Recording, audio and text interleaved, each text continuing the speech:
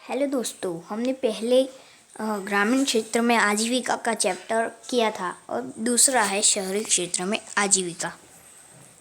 आज हम ये पढ़ेंगे और इसमें जो जो तथ्य है महत्वपूर्ण उस पर हम पहले ही काम करेंगे और फिर आपको हम वो मन में याद रहे वैसे उसे करा देंगे, तैयार करा देंगे। तो चलो स्टार्ट करते हैं। वीडियो अच्छा लगे तो लाइक करना, शेयर करना और आप हमारे चैनल में नए हैं तो इस चैनल को सब्सक्राइब करना और आपका माय चैनल में तो स्वागत है। चलो तो अब पहले सड़कों पर काम करना। अब ये सड़कों पर शहर में लोग आपने देखा होगा कि सड़क के किनारे या सड़क पर काम करते हैं, वही सड़कों पर काम करना।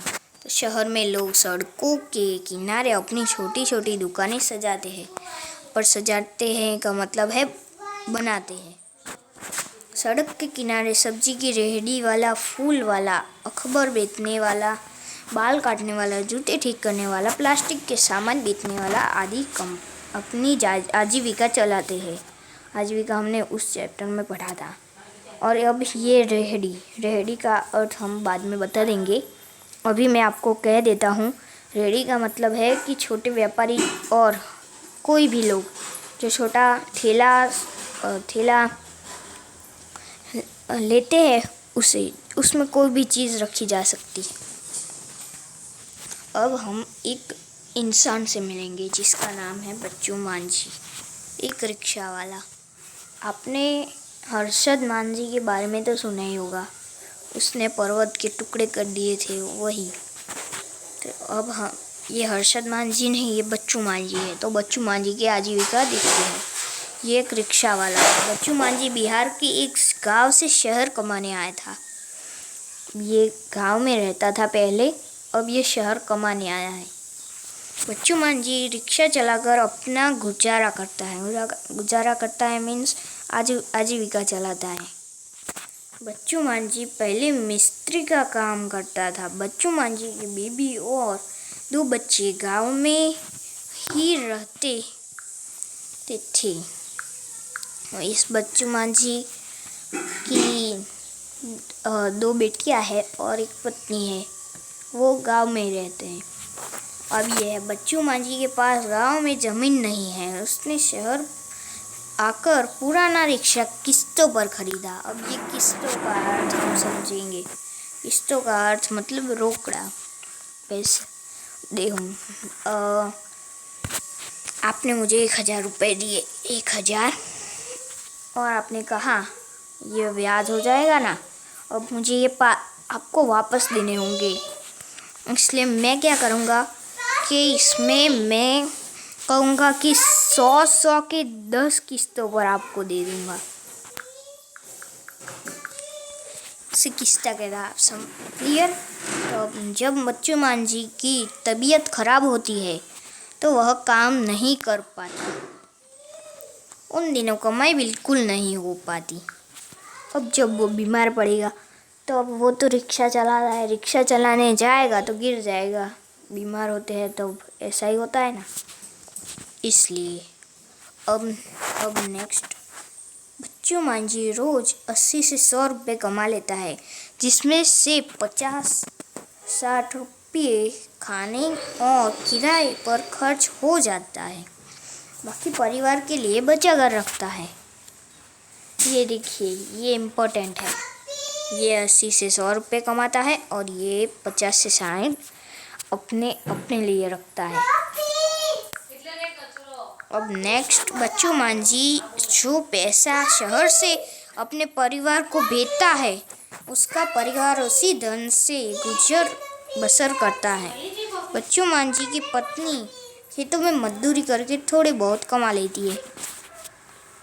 अब नेक्स्ट, बड़ी दुकान में हरप्रीत और वंदना, यहाँ पर और वंदना रह गया चलेगा। हरप्रीत और उसकी पत्नी वंदना शोरूम में रेडीमेड का इसमें है सिलाई कपड़ों की दुकान चलाते हैं। वरना एक ड्रेस डिजाइनर है।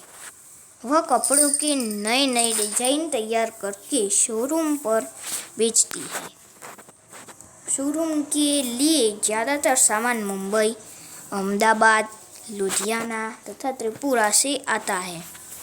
कुछ सामान गुड़गांव, उसे अब गुरुग्राम भी कहते हैं, और नोएडा से भी आता है। अब अपने व्यापार के लिए विज्ञापन भी करना पड़ता है। विज्ञापन से जो हम एडवर्टाइज आती है, पता है आपको, टीवी पर, वही अखबार, television, cinema hall, radio channel आदि पर विज्ञापन दिया जाता है। बाजार में बहुत सारे व्यापारी हैं। इनकी दुकानें पक्की है। नगर निगम इन्हें व्यापार करने के लिए लाइसेंस देता है। मतलब आप नगर निगम के बारे में आगे पढ़ेंगे। अब नेक्स्ट, नगर निगम यह भी निश्चित करता है कि किस सप्ताह में कौन से दिन बाजार बंद रहेगा। उदाहरण, हरप्रीत के बाजार में दुकानें बुधवार को बंद रहती है। नेक्स्ट, बाजार में छोटे छोटे दफ्तर और अन्य दुकानें भी है जो बैंक, कुरियर इत्यादि की सेवाएं देती है। अब फैक्ट्री में, यहाँ पर निर्मला कपड़े सिलने की फैक्ट्री में काम करती है। वहाँ कपड़ों पर जरी और कढ़ाई का काम भी होता है। जरी और कढ़ाई आपने देखी होगी, कपड़ों पर डिजाइन बनाते हैं ना, वैसे ही।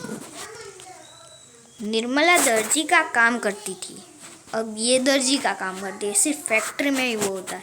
फैक्ट्री से अमेरिका, जर्मनी, इंग्लैंड तथा नीदरलैंड देशों के लोगों के लिए गर्मी के कपड़े सिले जाते हैं। अब वहाँ पर अभी तो नहीं, पर पहले जब उन देशों में ज़्यादा ठंड होती थी, तब वहाँ उनकी फैक्ट्री में उनके लिए गर्म कपड़े सिले जाते थे। अब दिसंबर से अप्रैल तक निर्मला पर काम का बोझ ज़्यादा रहता है। निर्मला सप्ताह में 6 दिन काम पर जाती है। काम ज़्यादा होने पर इतवार को भी काम करना पड़ता है। अब निर्मला को रोज 8 घंटे काम करने के 80 रुपये मिलते हैं और अतिरिक्त 40 रुपये देर तक काम करने का मिलता है। और जून मास तक काम खत्म हो जाता है, तब फैक्ट्री में दर्जी की संख्या कम कर दी जाती है, क्योंकि जून तक तो गर्मियाँ शुरू हो जाती है ना, इसलिए। वर्ष में 3-4 माह निर्मला को बिना काम रहना पड़ता है।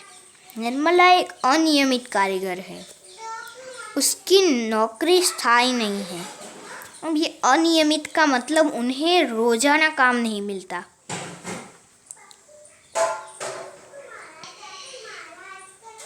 यदि कारीगर वेतन और अन्य सुविधाओं को लेकर शिकायत करे तो उन्हें नौकरी से भी निकाला जा सकता है। अब हमारे पास एक लास्ट टॉपिक है और वो है सुधा मौसी। बिस्कुट बनाने वाली कंपनी में विपणन प्रबंधक मतलब मार्केटिंग मैनेजर है। सुधा मौसी एक मार्केटिंग मैनेजर है। सुधा मौसी 50 विक्रेताओं का मतलब है सेल्समैन के काम का निरीक्षण करती है। सेल्समैन दुकानदारों से ऑर्डर लेते हैं और उनसे भुगतान मतलब पैसा इकट्ठा करते हैं। आपने अपने घर पर देखा होगा, बाहर कुछ पाउडर बेचने वाले ऐसे आते हैं ना, वही सेल्समैन है यहाँ पर। मौसी को नियमित तनख्वाह मिलती है और वह बिस्कुट कंपनी में स्थायी कर्मचारी है। अब मौसी को कंपनी की स्थायी कर्मचारी होने के कारण अनेक फायदे मिलते हैं। वो फायदे देखते हैं। बुढ़ापे के लिए बचत। वेतन का एक भाग भविष्य निधि में सरकार के पास जमा होता है। इस बचत पर ब्याज भी मिलता है। नौकरी से सेवानिवृत्त होने पर यह पैसा मिल जाता है। मतलब वो नौकरी से निकल जाएगी तब उन्हें मिल जाएगा ये पैसा। छुट्टियाँ, इतवार और राष्ट्रीय त्यौहार के लिए छुट्टियाँ मिलती हैं। ये दूसरा फैक्ट। फिर ये तीसरा लास्ट, परिवार के लिए चिकित्सा की सुविधा। कंपनी द्वारा एक सीमा तक कर्मचारियों और उसके परिवार जनों हेतु इलाज का खर्चा उठाया जाता है। नियमित नौकरी वाले कर्मचारी को कम काम होने पर भी नौकरी से निकाला नहीं जाता। नियमित कर्मचारी का काम भी तय होता है। इन्हें हर महीने तय वेतन मिलता है और अन्य सुविधाएं भी दी जाती है। ये हमारा चैप्टर ख़त्म हो गया। आपको वीडियो अच्छा लगे तो लाइक करना, शेयर करना और सब्सक्राइब करना।